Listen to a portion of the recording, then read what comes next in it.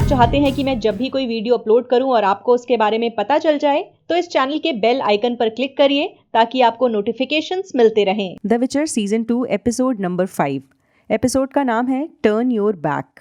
कहानी की शुरुआत एक जेल से होती है जहां पर एक कैदी बंद है। इसका नाम राइन्स है और इससे लीडिया नाम की एक मेज मिलने आती है। राइन्स को कैलांथी ने सिंत्रा की जेल में 10 साल पहले कैद करवा दिया था। उसका कैलांथी पर कुछ उधार था शायद। खैर, लीडिया उसे बताती है कि कैलांथी अब मर चुकी है और राइन्स चाहे तो आज़ाद हो सकता है, मगर इसके पीछे एक शर्त है। उसे कैलांथी की नातिन यानी सीरी को ढूंढना होगा। वो बताती है कि सीरी नाम की इस लड़की को निल्फगार्ड का राजा भी ढूंढ रहा है। इसके बाद हमें इस्ट्रेड को दिखाया जाता है जो सिंत्रा जाने का एक अलग रास्ता ढूंढ रहा है। तभी यहाँ पर गेरल्ड पहुँचता है। हमने पिछले एपिसोड में ही देखा था कि गेरल्ड को ट्रिस ने एक पोर्टल के जरिए इस्ट्रेड के पास भेजा है ताकि वो मोनोलिथ से जुड़ी जानकारी जुटा सके। चलते हैं येनेफर के पास जो यास्कियर को ढूंढ रही है। पिछले एपिसोड में यास्कियर अचानक से गायब हो गया था और उसकी चीख की आवाज़ येनेफर को सुनाई दी थी। हमें पता चलता है कि यास्कियर को उसी इंसान ने पकड़ रखा है जिसे थोड़ी देर पहले लीडिया ने आज़ाद करवाया था। ये शख्स है राइन्स। इसे जादू आता है। इतने सालों से वो जिस जेल में बंद था वो डेमेरेडियम का बना हुआ था जो किसी को जादू इस्तेमाल नहीं करने देता। राइन्स अब जादू कर सकता है और हमें पता चलता है कि उसका जादू कोई ऐसा वैसा नहीं है, बल्कि वो फायर मैजिक का इस्तेमाल करता है। येनिफर भी फायर मैजिक जानती है और इसी वजह से उसने अपनी ताकतों को खोया है, मगर राइन्स ने शायद किसी तरह का तालमेल बिठा लिया है फायर मैजिक के साथ और वो बहुत कम क्वांटिटी में इसका इस्तेमाल करता है। वैसे किसी को डराने के लिए एक चुटकी आग भी काफ़ी होती है। चलते हैं गेरल्ड के पास जो इस्ट्रेड को बताता है कि सिंत्रा के बाहर एक मोनोलिथ था जिसमें क्रैक पड़ गया और वो गिर गया। अब उस मोनोलिथ के अंदर से कुछ अलग सब स्पीशीज आ रही हैं जो बेसिकली मॉन्स्टर्स हैं। गेरल्ड उस मोनोलिथ के पास जाकर उस पर रिसर्च करना चाहता है और देखना चाहता है कि कहाँ से मॉन्स्टर्स आ रहे हैं। इस्ट्रेड इस बात को मजाक समझता है मगर गेरल्ड उसे मॉन्स्टर का सर दिखाता है। इस्ट्रेड गेरल्ड को बताता है कि मोनोलिथ्स को तोड़ना नामुमकिन है। इतनी फोर्स किसी के पास है ही नहीं कि वो मोनोलिथ्स को क्रैक कर पाए। फिर वो ये भी कहता है कि कैलांथी ने कभी इन लोगों को मोनोलिथ्स को ऑब्जर्व नहीं करने दिया, जबकि निल्फगार्ड इन्हें किसी भी तरह की रिसर्च से नहीं रोकता था। ये लोग आगे बढ़ ही रहे होते हैं तभी 2 निल्फगार्ड के गार्ड्स आते हैं और इन्हें रोकते हैं। इस्ट्रेड को लगता है कि वो ऑफिशियल पेपर्स दिखाकर आगे बढ़ सकता है, मगर कामयाब नहीं होता इसमें। इन्हें वायलेंस का इस्तेमाल करना ही पड़ता है और हमें पता चलता है कि इस्ट्रेड भी आसानी से लड़ाई में मुकाबला कर सकता है अपने जादू का इस्तेमाल करते हुए। चलते हैं कारमोरन जहाँ पर सीरी ट्रेनिंग कर रही है। ट्रिस उसके पास जाती है और पूछती है कि क्या तुम जादू सीखने में इंटरेस्टेड नहीं हो। इस पर सीरी कहती है कि मैं बस अपने डरों से मुकाबला कर रही हूँ। वो अपने आप को शायद फिजिकली ज़्यादा मजबूत करना चाहती है। उसके बाद ट्रिस अंदर जाती है और उसकी वेसेमिर से बातचीत होती है सीरी के ब्लड को लेकर, बेसिकली एल्डर ब्लड को लेकर। वेसेमिर चाहता है कि सीरी के ब्लड का इस्तेमाल करते हुए विचर्स बनाए जाएं क्योंकि उसके ब्लड के अंदर स्पेशल पावर्स हैं और विचर को बनाने वाला पोशन इस ब्लड से बन सकता है। ट्रिस वेसेमिर को याद दिलाती है कि सीरी एक बच्ची है, एक लड़की है, कोई सामान नहीं है कि हम उसका इस्तेमाल कर लें। उसके ब्लड को बस निकाला और किसी भी तरह के पोशंस बनाना शुरू कर दिया। वेसेमिर कहता है कि हम और भी विचर्स बना पाएंगे, जिसका मतलब होगा कि मॉन्स्टर्स का खात्मा। और विचर्स तो खैर अपने आप को अच्छाई के साथ मानते ही हैं, समझते ही हैं, तो फिर ट्रिस की भी जो साइड है, मेजस की जो साइड है, वो भी लड़ाई में मजबूत होगी अगर ज़्यादा विचर्स बनेंगे तो। ट्रिस इस बात से अग्री करने लगती है मगर फिर कहती है कि सीरी को भी अग्री करना होगा, सीरी को भी हमें इस बारे में बताना होगा। येनिफर यास्कियर को ढूंढ रही है। वो इधर उधर उसके बारे में पता लगाती है और साथ ही उसको ये भी अंदाज़ा होता है कि अभी भी उसका जादू वापस नहीं लौटा है। वो देखती है कि किस तरह से सोल्जर्स आम लोगों को परेशान कर रहे हैं, मगर वो किसी की भी मदद नहीं कर पाती। वो यास्कियर का पता लगा रही होती है और उसे एक औरत कहती है कि जहाँ तुम उसे पहली बार मिली थी वहीं पर जाके ढूंढो, तो वहाँ पर शायद तुम्हें वो मिल जाएगा। तो येनिफर भी पहुँच जाती है उसी बार में जहाँ पर यास्कियर गाना गा रहा था, मगर अब उसे यहाँ राइन्स टॉर्चर कर रहा है और गेरल्ड के बारे में जानकारी मांग रहा है। उसे पता चला है राइन्स को कि गेरल्ड एक बच्ची के साथ कहीं जा रहा था और ये जो बच्ची है उसका चाइल्ड सरप्राइज है। वो सीरी को अपने कब्जे में करना चाहता है ताकि खुद हमेशा के लिए आज़ाद हो सके। यास्किर उसे किसी भी बारे में कुछ नहीं बता रहा और भले ही विचर यानी गेरल्ट उससे नाराज़ था, खफा था, मगर यास्किर फिर भी अपनी दोस्ती को निभा रहा है और उसको क्लियर कर देता है राइन्स को कि मैं कुछ भी नहीं बताने वाला हूँ, चाहे कितना भी टॉर्चर करो मुझे। तभी यहाँ पर पहुँचती है येनिफर और वो नाटक करती है जैसे वो यास्किर की वाइफ है और राइन्स को थोड़ा कंफ्यूज करती है। राइन्स अपनी आग उसके चेहरे के पास लाता है और येनिफर के मुंह में होती है अल्कोहल, शराब, और वो उसे एकदम से उसके सामने थूकती है एक तरह से, और राइन्स के चेहरे पर वो आग पलट कर चली जाती है। येनिफर के पास भले ही अभी जादू नहीं है मगर कॉमन सेंस है और वो बिल्कुल निडर होकर यास्किर को बचा लेती है। गेरल्ट और एस्ट्रेड पहुंच चुके हैं उस गिरे हुए मोनोलिथ के पास, जिसकी वजह से यहाँ काफ़ी तबाही सी मची हुई दिख रही है। ये लोग सोचते हैं कि हम नीचे जाएंगे तब शायद हमें ज़्यादा करीब से देखने पर कुछ नज़र आए। कारमोरन में वेसेमिर सीरी से काफ़ी इम्प्रेस नज़र आ रहा है। वो उसके एफ़र्ट्स को देखकर, उसकी ट्रेनिंग में जो उसकी लगन है उसे देखकर काफ़ी खुश है। साथ ही उसे कुछ बातें बताता है कंजंक्शन ऑफ द स्फेयर्स के बारे में। ये वही टाइम है जिसके बारे में मैं आपको पहले बता चुकी हूँ कि एल्व्स, ह्यूमंस और ड्वार्फ्स जो हैं वो अलग अलग स्फेयर्स में रहते थे, अलग अलग टाइमलाइंस में रहते थे एक तरह से। और एक बार ये सारी जो टाइमलाइंस हैं, ये जो सारे यूनिवर्सेस हैं, ये मिल गए अचानक से। जैसे कि बिग बैंग थ्योरी के बारे में कहा जाता है ना कि उसके बाद ही हमारी जो पृथ्वी है, ये जो पूरी गैलेक्सी है, ये अस्तित्व में आई। उसी तरह से इस फैंटेसी की दुनिया में कंजंक्शन ऑफ द स्फेयर्स को माना जाता है ओरिजिन पॉइंट, जहाँ पर सारी दुनियाएं एकदम से मिली एक जगह पर। और फिर इस नई दुनिया में एल्व्स भी थे, ह्यूमंस भी थे, ड्वार्फ्स भी थे, और ये सब इस जगह पर कोलाइड होकर मिल गए। अब हुआ ये कि जो मेजस थीं उन्होंने मॉन्स्टर्स को वेपनाइज किया अपने जादू का इस्तेमाल करके और उन्हें म्यूटेट किया, मगर वो बैकफायर हो गया। जो मॉन्स्टर्स हैं वो किसी के भी कंट्रोल में नहीं आ रहे थे। फिर लगभग 300 साल पहले मेजस यानी जादूगरों ने वेपनाइज किया इंसान को और बनाए विचर्स। इन विचर्स को तैयार किया गया उन मॉन्स्टर्स को मारने के लिए जो खुद मेजस की ही गलती थी। उन्होंने ही मॉन्स्टर्स को पहले से ज़्यादा ताकतवर बनाया। अब इंसान को पहले से ज़्यादा ताकतवर बना रहे हैं ताकि इंसान इन मॉन्स्टर्स को ख़त्म कर सकें। बाद में खुद विचर्स को ही ख़तरा माना जाने लगा और कारमोरन पर अटैक किया गया इंसानों के द्वारा, और यहाँ मौजूद जितने भी पोशंस थे जिनसे और विचर्स को बनाया जाता था उन सब का भी विनाश हो गया इस अटैक में। इसीलिए अब और विचर्स नहीं बन सकते हैं। सीरी को भी ये सारी बातें पता चलती हैं और ये भी अंदाज़ा होता है कि वो मदद कर सकती है। अगर उसके ब्लड का इस्तेमाल किया जाए तो उस पोशन को तैयार किया जा सकता है जिससे और विचर्स बने। सीरी इस बात के लिए तैयार तो हो जाती है, मगर फिर कहती है कि मैं चाहती हूँ सबसे पहले मुझ पर टेस्ट किया जाए। और वैसे मेरे को एक विजन दिखता है। असल में उसे अपना पास्ट याद आ रहा है। उसने पहले भी बहुत सारे विचर्स को बनाने की कोशिश की है, और हम जानते हैं कि जब विचर्स की ट्रेनिंग होती है, उन्हें पोशंस दिए जाते हैं, तो उसमें हर कोई बच्चा बचता नहीं है। सिर्फ कुछ ही हैं जो जिंदा बच पाते हैं उन पोशंस के असर के बाद, उस ट्रेनिंग के बाद। तो एक तरह से उसे याद आ रहा है कि कितने बच्चे मारे गए हैं, और सीरी को भी एक तरह से ख़तरा है इस तरह के किसी भी टेस्ट से। गेरल्ट और एस्ट्रिड चले गए हैं मोनोलिथ के नीचे अंदर की तरफ, जहाँ पर बहुत बड़ा क्रैक है। ये लोग बात करते हैं हिस्ट्री के बारे में कि किस तरह से मोनोलिथ्स को स्कार माना जाता है कंजंक्शन का। अभी जिस कंजंक्शन ऑफ द स्फेयर्स के बारे में मैंने आपको बताया, मोनोलिथ्स जो हैं उसी के बाद एक तरह से पैदा हुए धरती पर। यहाँ पर पहले मॉन्स्टर्स नहीं थे, कंजंक्शन के बाद ही ये मॉन्स्टर्स इस दुनिया में आए। सारी स्पीशीज जो हैं वो अलग अलग प्लेन्स में रहती थी, मगर जब स्पेयर्स मर्ज हुए और एक बन गए तो सारी स्पीशीज भी एक साथ आ गईं। बात होती है कि बहुत ज़्यादा एनर्जी लगेगी तभी इस तरह का कोई कंजंक्शन हो सकता है, और मोनोलिथ्स को जो है उसके बारे में कहा जा रहा है यहाँ पर कि हो सकता है इसी के ज़रिए अलग अलग जो स्फेयर्स हैं वो कहीं मिल रहे हैं, एक तरह का पोर्टल तैयार कर रहे हैं, और मोनोलिथ्स के ज़रिए जो दूसरे प्लेन्स हैं वहाँ से मॉन्स्टर्स आ रहे हैं। मतलब ये कि अलग अलग प्लेन्स थे जहाँ पर अलग अलग स्पीशीज़ थीं, वो मर्ज होकर इस दुनिया को बनाती हैं। मगर ऐसा नहीं है कि वो सारे जो प्लेन्स थे वो अब ख़त्म हो गए हैं। वो सारी दुनियाएं भी अपनी जगह पर हैं जहाँ पे अलग अलग तरह की स्पीशीज़ रहती हैं, और ये भी दुनिया है जहाँ से अलग अलग स्पीशीज़ आकर यहाँ भी रह रही हैं। कुछ समझ में आया? बहुत सारी दुनियाएं हैं और फिर उन दुनियाओं को मर्ज करती हुई ये विचर की दुनिया है।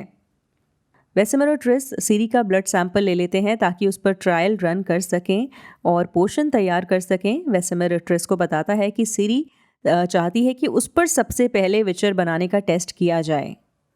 यास्कियर और येनिफर राइन से बचते हुए आगे बढ़ रहे हैं। यास्कियर बताता है कि वो गेरल्ड को ढूंढ रहा है, मगर येनिफर ऐसी कोई भी जानकारी गेरल्ड तक नहीं पहुंचा सकती क्योंकि उसके पास जादू ही नहीं है।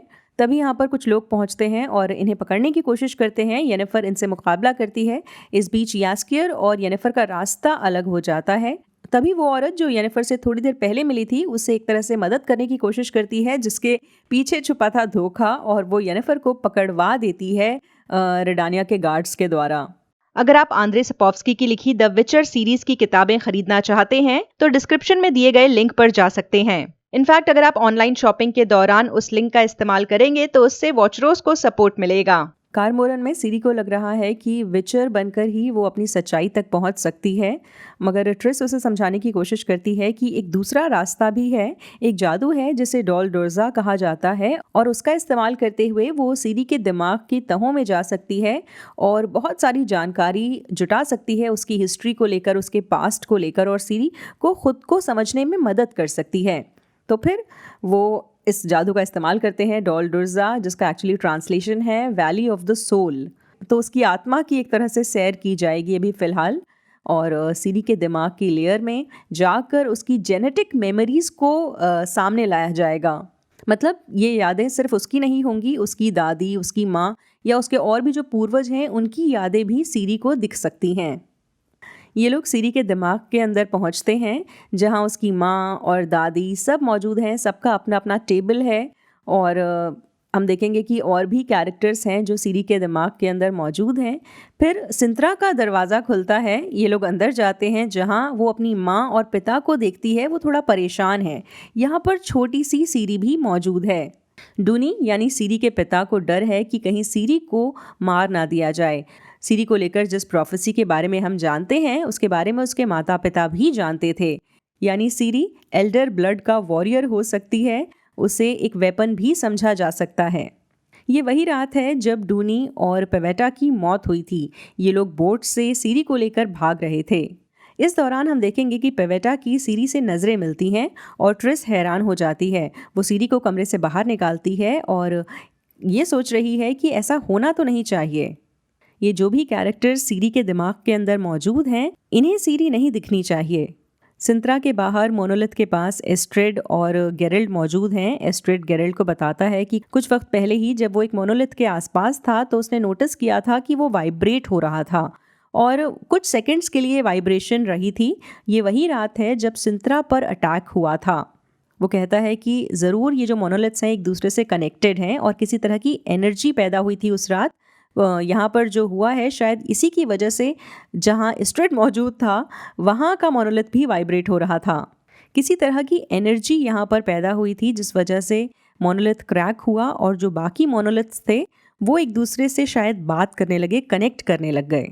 ऐसा लग रहा है कि ये मोनोलिथ अपने ओरिजिनल स्फेयर्स को आवाज़ दे रहे हैं और उनके और इस दुनिया के बीच पोर्टल खोल रहे हैं, रास्ता खोल रहे हैं। ये मॉन्स्टर्स जो इस दुनिया में आ रहे हैं ये नए सिर्फ इस दुनिया के लिए हैं, इस कॉन्टिनेंट के लिए नए हैं, मगर दूसरी दुनियाओं में ये मॉन्स्टर्स अभी भी एग्जिस्ट करते हैं। तो एक तरह से इस रास्ते को शायद बंद करना होगा ताकि ये दुनिया बाकी मॉन्स्टर्स और बाकी स्पीशीज से बच सके।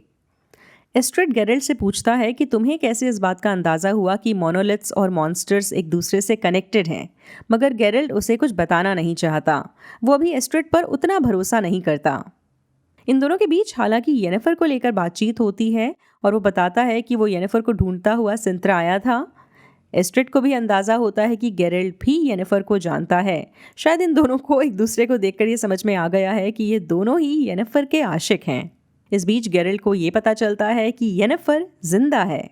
ट्रिस और सीरी जो अभी भी सीरी की कॉन्शियसनेस में हैं, वो एक डेजर्ट जैसी जगह पर पहुंचती हैं जहां पर हम देखेंगे एल्वन वॉरियर लारा डोरेन को, जिनके बारे में मैं एक वीडियो बना चुकी हूं। आप ऊपर दिए गए लिंक पर क्लिक करके उनके बारे में जान सकते हैं। वो अपने बच्चे के साथ ज़मीन पर बैठी हुई हैं। ट्रिस उनकी मदद करने की कोशिश करती है मगर लारा उसका गला पकड़ लेती हैं और फिर सीरी की तरफ देखती हैं। वो उसे कहती हैं child of Elder blood, child of राथ। वो बताती हैं कि दुनिया ख़त्म होने वाली है और जो धरती है उस पर बर्फ़ की चादर बिछ जाएगी, तब एक नया सूरज उगेगा और वो जो नया सूरज है वो एल्डर ब्लड से आया होगा। वो कहती हैं कि एल्डर ब्लड का जो सीड है वो उगेगा नहीं, स्प्राउट नहीं होगा, बल्कि आग की तरह बर्स्ट होगा और चिंगारियाँ फैला देगा। तभी यहाँ पर वाइल्ड हंट भी आ जाता है आसमान में उड़ते हुए। ये एक तरह का ग्रुप होता है जिसमें मरे हुए लोग हैं और ये जहाँ भी जाते हैं वहाँ पर तबाही ही मचती है, बल्कि इन्हें तबाही के आने का इशारा भी समझ सकते हैं। सीरी डर जाती है और गेरल्ड को आवाज़ लगाती है। गेरल्ड जो मोनोलिथ के पास था उससे सीरी की आवाज़ सुनाई दे जाती है। ऐसा लगता है हवाएं चल रही हैं और सीरी की आवाज़ यहाँ तक लेकर आ रही हैं। एस्ट्रिड को भी ये आवाज़ सुनाई दे रही है। ये लोग छुप जाते हैं और ख़ुद को बचाने की कोशिश करते हैं, क्योंकि इस आवाज़ के साथ यहाँ जो स्टेलासाइट के टुकड़े बिखरे हुए हैं वो भी उड़ने लगते हैं। सीरी और ट्रिस वापस आ चुके हैं असली दुनिया में। ट्रिस बहुत ज़्यादा घबराई हुई है। उसने जो देखा है उसे यकीन नहीं आ रहा उस बात पर। वो कहती है कि तुम काफ़ी ख़तरनाक हो और तुम हम सबको ख़त्म कर दोगी। वो उस प्रोफेसी के बारे में जान चुकी है जो सीरी को लेकर है। उसे अंदाज़ा हो जाता है कि सीरी का जो ब्लड है वो एल्डर ब्लड तो है ही, मगर इस प्रोफेसी के हिसाब से सीरी जो है वो इंसानों का खात्मा करेगी। वहीं एस्ट्रिड गेरल्ड से सवाल कर रहा है, पूछ रहा है कि ये जो फ्रैगमेंट्स जो हवा में अभी उड़ रहे थे ये कहाँ गायब हो गए और ये आवाज़ किसकी थी। मगर गेरल्ड इससे पहले कि उसे कुछ जवाब देता, यहाँ पर एक तरह का पोर्टल खुलता है और एक नया मॉन्स्टर आता है इस दुनिया में। सीरी जो अपने होश में आ चुकी है मगर काफ़ी परेशान लग रही है, वेसेमर के पास जाती है। कहती है कि मुझे फ़ौरन विचर बना दिया जाए। वो अपने अंदर अपने दिमाग में चल रही सारी कश्मकश को भूल जाना चाहती है और सोच रही है कि विचर बन के उसे आराम मिल जाएगा। उसे भी अंदाज़ा हो रहा है कि मैं काफ़ी ख़तरनाक हूँ और बेहतर है कि विचर ही बन जाऊँ। वेसेमर उसे इंजेक्शन लगाने के लिए तैयार होता है, मगर तभी वहाँ पर गेरल्ड पहुँच जाता है। आपको याद होगा कि वो पोर्टल के ज़रिए ट्रैवल कर रहा था, तो शायद इसीलिए वो जल्दी से यहाँ पहुँच गया है। एस्ट्रिड ने उसे पोर्टल के ज़रिए यहाँ भेजा होगा, जैसे ट्रिस ने उसे एस्ट्रिड के पास भेजा था। वो फ़ौरन वेसेमर को रोकता है। सीरी कहती है कि मैं चाहती हूँ विचर बनना और अपने सारे दुख दर्द भूल जाना चाहती हूँ, मैं कुछ महसूस नहीं करना चाहती। मगर विचर उससे समझाता है कि ऐसा नहीं होता। भले ही दुनिया हमारे बारे में ऐसा सोचती है कि हम अपने दर्द को महसूस नहीं करते हैं, मगर ये सच नहीं है। अपने दर्द से उबरने का यही रास्ता है कि हम जो नफ़रत है उस पर काबू पाएं और अपने दिल से नफ़रत को ही मिटा सकें। वो कहता है कि मूव ऑन करना ही इकलौता रास्ता है। वो सीरी को कहता है कि विचर बनने का कोई फ़ायदा नहीं है, तुम्हें अपने दर्द से मुक्ति नहीं मिलेगी। वहीं एस्ट्रिड अपने स्टडी रूम में वापस पहुंच चुका है और उसके पास रिसर्च करने के लिए नया मटेरियल आ चुका है। वो क्वीन कैलांथी को लेकर जानकारी जुटाने लगता है और उसका जो फैमिली ट्री है उसके बारे में पढ़ने लगता है। चलते हैं सिंत्रा, जहाँ पर काहिर भी पहुँचने वाला है। वहीं फ्रिंजुला और फ्रांसिस्का के बीच बॉन्डिंग अच्छी हो रही है। ये लोग मिलकर पूरा राजपाट चला रहे हैं। पता चलता है कि बहुत सारी बोट्स जो हैं वो सिंत्रा की तरफ आ रही हैं जिसमें एल्व्स हैं और ये लोग उन एल्व्स को एक तरह से सहारा दे रहे हैं, उनके रहने का इंतज़ाम कर रहे हैं। काहिर सिंत्रा, जिसे अब जिंत्रा कहा जाता है, वहाँ पहुँच चुका है। उसका रास्ता रोकने की कोशिश की जाती है और कहा जाता है कि लाइन में लगो, अपना नाम बताओ। यहाँ हम डारा को भी देखते हैं जो बतौर स्पाई यहाँ आया है, उसे डीक्स्ट्रा ने भेजा है। तभी फ्रिंजुला काहिर को देखती है और उसे वेलकम करती है। येनिफर को गार्ड्स ने पकड़ा हुआ है और इस कमज़ोरी के मोमेंट में डेथलेस मदर फिर से उससे बात करती है। उसे कहती है कि फ्रिंजुला और फ्रांसिस्का को वो मिल रहा है जो उन्हें चाहिए था और तुम्हें भी जो चाहिए तुम्हें मिल सकता है, बस तुम्हें मुझसे मांगना होगा। तुम्हें सिर्फ वो शब्द कहने हैं जो मैंने तुम्हें कहे थे। येनिफर उन शब्दों को दोहराती है जो उसे डेथलेस मदर तक ले जाती हैं। एक तरह का पोर्टल बनता है। यास्कियर बाहर ही खड़ा था और उसने भी देखा कि येनिफर अचानक से गायब हो गई। वहीं उसे भी अब गार्ड्स ने पकड़ लिया है। डेथलेस मदर के जादू से येनिफर अब आ चुकी है उसी की झोपड़ी में। वो उसे कहती है कि मैं किसी तरह की विशेस नहीं पूरी करती हूँ, बल्कि तुम्हें जो चाहिए मैं तुम्हें बस उस तक पहुँचाऊँगी, उसका रास्ता बनूंगी। येनिफर कहती है कि मुझे अपना जादू वापस चाहिए, उस पर मेरा हक है। तो डेथलेस मदर उसे कहती है तुम्हें मुझ तक सीरी नाम की लड़की को लाना होगा। डेथलेस मदर खुद भी सीरी बन चुकी है, उसका रूप ले चुकी है और कह रही है कि सीरी को सिंत्रा के बाहर एक काला दरवाज़ा है टूटा हुआ, वहाँ तक पहुँचा दो। एक तरह से वो कह रही है कि मुझ तक ले आओ और फिर तुम्हें तुम्हारी ताकत वापस मिल जाएगी। तो ख़त्म हो जाता है ये एपिसोड और येनिफर को अब ढूंढना पड़ेगा सीरी को। हर कोई सीरी के पीछे ही जा रहा है और येनिफर का भी रास्ता सीरी तक ही है। और हम जानते हैं कि हमें पहले बताया गया था येनिफर और गेरल्ट के जो रास्ते हैं ना, वो हमेशा मिलते रहेंगे अलग अलग बहानों से। फिलहाल ये बहाना सीरी है। देखते हैं आगे क्या होता है। और अगर आपको ये वीडियो पसंद आया हो तो लाइक ज़रूर कर दीजिएगा और कमेंट भी कर दीजिए। बाय। वॉच रोज को सपोर्ट करने के लिए आप डिस्क्रिप्शन में दिए गए लिंक को यूज करें। आप जब भी ऑनलाइन शॉपिंग करें, मेरे दिए गए लिंक के जरिए शॉपिंग साइट पर जाएं। आपको ज्यादा कुछ नहीं करना, बस Amazon की वेबसाइट या ऐप को डायरेक्टली ना खोलें, मेरे दिए गए लिंक के जरिए ओपन करें। इस लिंक के थ्रू आप जब भी शॉपिंग करेंगे तो उससे मुझे कमीशन मिलेगा। आपके सपोर्ट से मैं अपने चैनल के लिए फुल टाइम काम कर सकूंगी और दूसरा काम नहीं करना पड़ेगा, जिसका मतलब ये हुआ ज्यादा वीडियोस। एक मिनट, अभी कहाँ जा रहे हैं? अब इस वीडियो को लाइक करना है, अपने दोस्तों के साथ शेयर करना है और अपने विचार शेयर करते रहना है। और हाँ, सबसे इंपॉर्टेंट बात, ख्याल रखिए, घर पर रहिए, ज्यादा बाहर निकलने की जरूरत नहीं है। एक्चुअली बिल्कुल भी बाहर निकलने की जरूरत नहीं है।